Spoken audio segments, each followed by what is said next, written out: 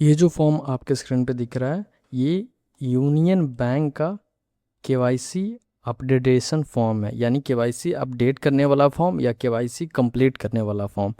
किसका? तो union bank of India का केवाईसी अपडेट फॉर्म है ये, ठीक है। तो इस फॉर्म को फिल करने वाले, उस फॉर्म को फिल करने से पहले एक दो चीज़ें हैं वो आप जान लो कि इस फॉर्म में जो भी जानकारी आप दोगे, यानी कोई भी डिटेल इन्फॉर्मेशन आप दोगे, वो सारा सही सही होना चाहिए।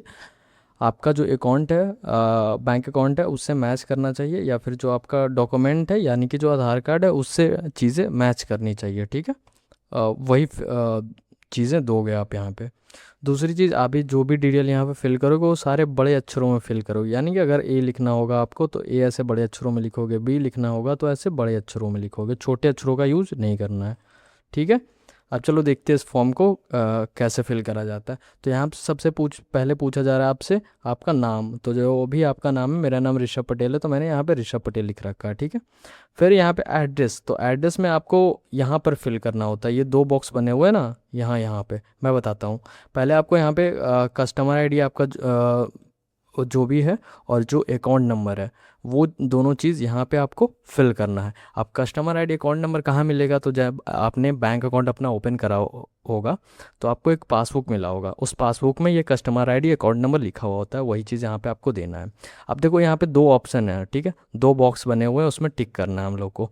तो देखो, अगर आपको अपना जो एड्रेस है, यानी कि जब आपने बैंक अकाउंट ओपन करवाया था वहाँ पे उस टाइम जब आपने जो एड्रेस दिया था उसको चेंज करवाना है आपको, तो आप यहाँ पे टिक करोगे, ठीक है, इस जगह पे माई मेलिंग एड्रेस, ठीक है। और ये जो जितना भी डिटेल है आपका जो एड्रेस नया वाला होगा वो चीज़ें यहाँ पे आप फिल करोगे पूरे बॉक्स में, ठीक है, समझ रहे हो। अगर लेकिन आपको कोई चेंज नहीं चाहिए, जैसे कि मेरे केस में क्या है कि मेरा जो बैंक अकाउंट में जो एड्रेस दिया हुआ है उसमें मेरे को कोई चेंज नहीं चाहिए, वही वाला एड्रेस सेम होना चाहिए। तो मैं जो ये ऊपर वाला बॉक्स है ना, यहाँ पे मैं टिक करूँगा और ये इन सब चीज़ों को मेरे को भरने की ज़रूरत नहीं है, इन सब चीज़ों को मैं छोड़ दूँगा, ठीक है, समझ गए होगे आप। फिर यहाँ पे आपसे मोबाइल नंबर पूछा जा रहा है तो वो मोबाइल नंबर आप यहाँ पे फिल करोगे। फिर आपसे रेसिडेंस पूछा जा रहा है तो रेसिडेंस में आप इंडिया लिखोगे। ईमेल आईडी आपसे पूछा जा रहा है तो आप अपना जो ईमेल आईडी है वो चीज़ यहाँ पे लिखोगे। आपसे फादर नेम पूछा जा रहा है तो आपके पिताजी का जो नाम होगा वो चीज़ें आप यहाँ पे फिल करोगे। मदर नेम में आप अपनी माता जी का नाम यहाँ पे लिखोगे। डेट ऑफ बर्थ में आपका जो भी डेट ऑफ बर्थ यानी जन्म तिथि है वो चीज़ आपको यहाँ पे लिखनी है। अब यहाँ पे देखो, आगे के जो दो बॉक्सेस है इसमें आपको दिन लिखना है कि वो कौन सा दिन था यानी डे था। फिर उसके आगे वाले दो बॉक्स में आपको मंथ लिखना है, लाइक आपका जनवरी होगा तो वो 01 लिखोगे आप, क्योंकि वो पहला महीना होता है। फरवरी दूसरा महीना है इसलिए 02 लिखोगे। और लास्ट के चार बॉक्स है इसमें आप ईयर लिखोगे यानी साल लिखोगे, ठीक है। यहाँ पे आपसे पूछा जा रहा है पैन नंबर। पैन नंबर यहाँ पे जो भी आपका पैन नंबर होगा वो चीज़ यहाँ पे आप फिल करोगे।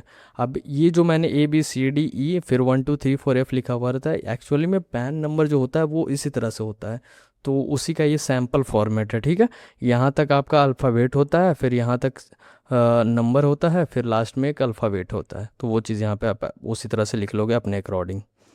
फिर आपसे पूछा जा रहा है कंट्री ऑफ रेसिडेंस, तो ऑब्वियस सी बात है आप यहाँ पे इंडिया ही लिखोगे अगर आप इंडिया से हो तो। ऑक्यूपेशन इंडिविजुअल, आप क्या करते हो वो चीज़ पूछा जा रहा है, तो मेरे केस में मैं एक स्टूडेंट हूँ तो मैंने स्टूडेंट लिख रखा है। यहाँ पे आप इंडिविजुअल पे टिक करना है आपको। फिर यहाँ पे आपसे पूछा जा रहा है एनुअल इनकम, तो आपका जो एनुअल इनकम होगा वो आप लिख दोगे, मैंने यहाँ पे 5 लाख लिख रखा है।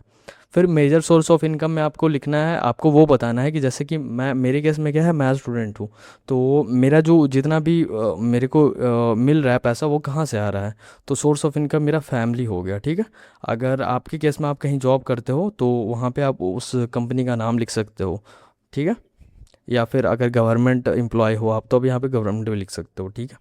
वो चीज़ यहाँ पे आपको इन ऐसे कैसे ही लिख देना है, उसके बाद इन सारी चीज़ों को छोड़ देना है आपको। फिर यहाँ पे अकाउंट नंबर, आपको आपका जो भी अकाउंट नंबर होगा वो चीज़ यहाँ पे आपको लिखना है।